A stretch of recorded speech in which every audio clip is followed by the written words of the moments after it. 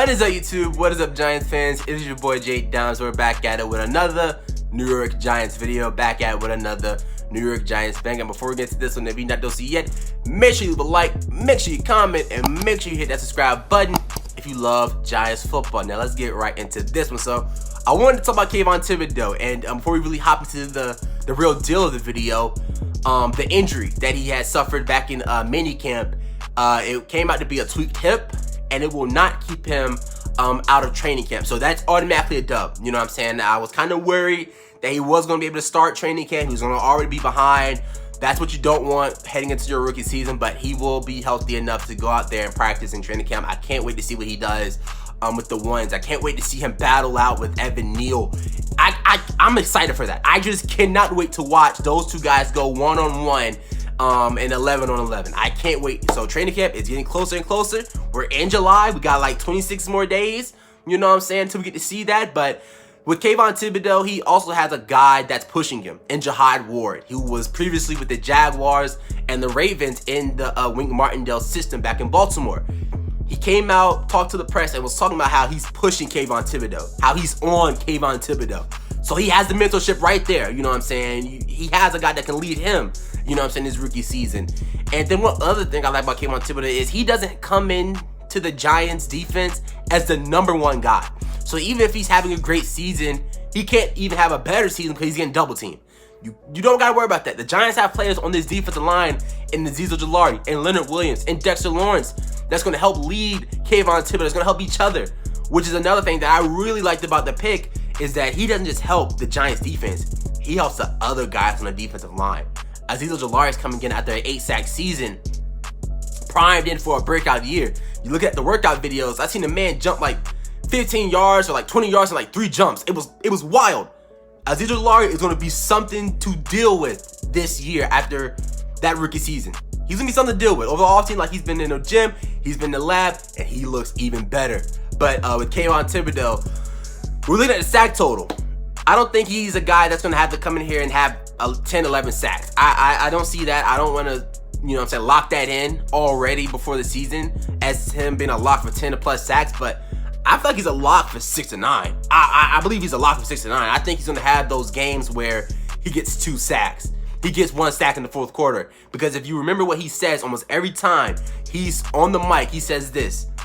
It's all about the 4th quarter. He says he's been game planning. Like, he's been, you know what I'm saying, playing chess, not checkers, when he's going up against these offensive linemen. How he might show them one move that he's going to probably return to in the 4th quarter and switch it up and get a sack on the quarterback. When I'm looking at that, I love that. You know what I'm saying? You make plays. That's what we need. We need a playmaker that comes up in the big moments.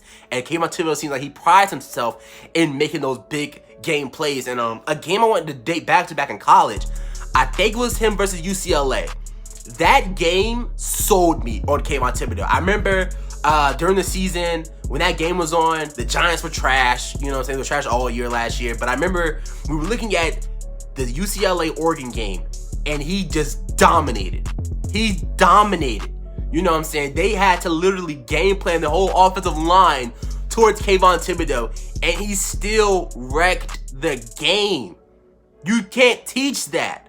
And in the 4th quarter, I want to say he came up with a big, huge play. I don't know if he got the quarterback sacked, but I think he pressured the quarterback out of the pocket, and he threw an interception. So we're looking at that.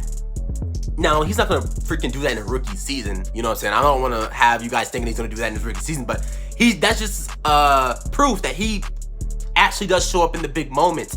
And him, Azeez Ojulari, man, they can be, after 2022, we could be looking at a top young duo at the edge rush position. And when I'm looking at the past Defensive Rookie of the Year winners, there have been edge rushers. You know what I'm saying? We're looking at Micah Parsons last year, who was dominant at the outside linebacker position, which is the position that KayvonThibodeaux plays, outside linebacker. We're looking at Chase Young, who won Defensive Rookie of the Year before that. You know what I'm saying? On that defensive line. Nick Bosa, another one on the defensive line. You know what I'm saying? It's not like we just drafted a cornerback, and, you know what I'm saying, cornerback is the most hardest position to learn. Now, I do think that Sauce Gardner and Derek Stingley Jr. are great cornerbacks, but then again, cornerback is a very hard position to learn how to play in your first year in the NFL, but they could easily come out there and have dominant quarterback seasons as rookies. We've seen it before with Jalen Ramsey, Patrick Surtain last year at Denver. But with Kayvon Thibodeaux, I love him. I love him. It would have been weird if he would have went to another team after I've been preaching the propaganda of him going to the Giants, you know, all offseason. If you've been watching my videos dating back to the draft, I was in love with Kayvon Thibodeaux. I was like, if he's there, you don't pass on him. You do not pass on him. I know that the fan base wanted to trade back, and I know they've seen what Dave Gettleman did last year. You want more first-round draft picks, more first-round draft picks, more draft picks. You don't trade a pick with a player like that on the board. You don't do it, and I'm glad the Giants didn't do it. I don't know if it was, and then we look back at it, no quarterback was worth taking in the first round outside of Kenny Pickett. No quarterback got taken in the first round outside of Kenny Pickett. So I'm glad that happened. I'm glad Malik Willis went into the third, fourth round, and he's gonna be playing with the threes right now. If you didn't see the report of him, he's gonna be playing with the threes behind Felipe Franks, I want to say, over there in Tennessee.